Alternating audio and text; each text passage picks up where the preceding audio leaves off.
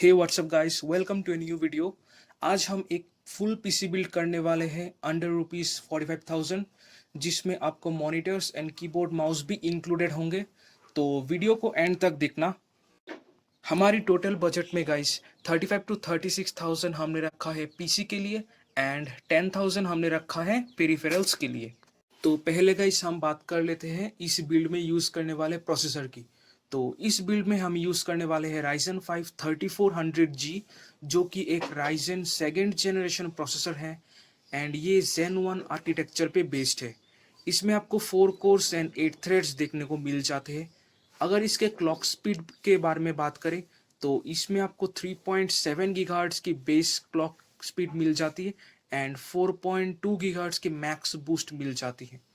इसमें आपको 6 MB की कैच देखने को मिल जाती है, 65 वाट की TDP है एंड गाइस मैं बता दूं कि ये एक APU है, मतलब इसमें आपको इंटीग्रेटेड रेडियन का वेगा 11 ग्राफिक्स देखने को मिल जाता है। तो इसमें आपको एक्सटर्नल ग्राफिक्स कार्ड लगाने की ज़रूरत नहीं है। अब आते हैं गाइस मदरबोर्ड पे।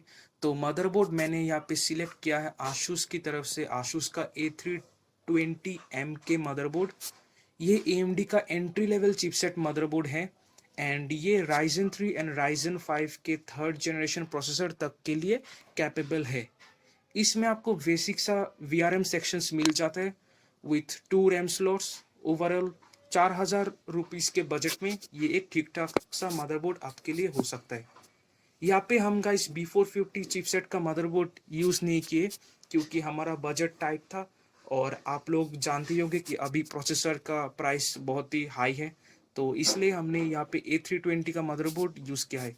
अगर आप फ्यूचर प्रूफ के लिए B450 चिपसेट का मदरबोर्ड यूज़ करना चाहते हैं तो आपका बजट 2 से 3,000 रुपये तक एक्सटेंड हो जाएगा, आप ले सकते हो। अब आते हैं गाइस रैम पे। तो रैम हमने इसमें यूज़ किया है एडिटा की तरफ से 8 GB का रैम, जो कि 3000 मेगाहर्ट्ज़ पे क्लॉक्ड है। यहाँ पे गाइस हमने सिंगल स्टिक ही यूज़ किया है, बाद में आप 8 GB का एक और स्टिक लगा के डुअल चैनल का मज़ा उठा सकते हो। एंड गाइस अभी के टाइम पे ये आपको 3,200 से लेके 3,500 रुपीज़ तक का मार्केट में मिल जाएगा। अब आते हैं गाइस स्टोरेज पे। तो स्टोरेज के लिए हमने यहाँ पे SSD और हार्ड डिस्क दोनों ही यूज़ किया है। पहले बात कर लेते हैं गाइस प्राइमरी स्टोरेज SSD के बारे में। तो SSD हमने यहाँ पे यूज़ किया है 240 GB की M.2 SSD, जो कि किंगस्टोन की तरफ से है एंड M.2 है तो आपको बहुत ही fast read and write speed मिल जाता है। इसमें आप अपना ऑपरेटिंग सिस्टम, विंडोज़ और सारी ज़रूरी एप्लीकेशन इंस्टॉल कर सकते हैं। अब आते हैं गाइस हमारे सेकेंडरी स्टोरेज हार्ड डिस्क पे। तो हार्ड डिस्क हमने यूज़ किया है सीगेट की तरफ से 1 TB का हार्ड डिस्क, जो कि 7200 RPM पे बेस्ड है एंड ये हमारे सेकेंडरी स्टोरेज मतलब वीडियोस, फोटोज़ इन सभी के लिए यूज़ किया है। ये आपको 3,500 तक का मार्केट पे मिल जाएगा एंड SSD आपको 3,000 तक का मार्केट में मिल जाएगा। नेक्स्ट गाइस आते हैं पावर सप्लाई पे। तो पावर सप्लाई हमने यहाँ पे यूज़ किया है एनटेक की तरफ से एनटेक का BP450P, जो कि एक 450 वाट का SMPS है। अब आप में से बहुत सारे लोग सोच रहे होंगे कि हमने यहाँ पे 450 वाट के SMPS क्यों यूज़ किया है। तो मैं बता दूँ 450 वाट इस बिल्ड के लिए बहुत ही एनफ है और हमने यहाँ पे गाइस A320 का मदरबोर्ड यूज़ किया है। तो इसमें तो आप Ryzen 7 और Ryzen 9 नहीं लगाने वाले और RTX 30 सीरीज़ के ग्राफिक्स कार्ड भी नहीं लगाने वाले। अगर आप Ryzen 3 और Ryzen 5 प्रोसेसर के साथ भी एक 16 सीरीज़ का भी ग्राफिक्स कार्ड यूज़ करते हो तो भी ये बहुत ही एनफ होने वाला है।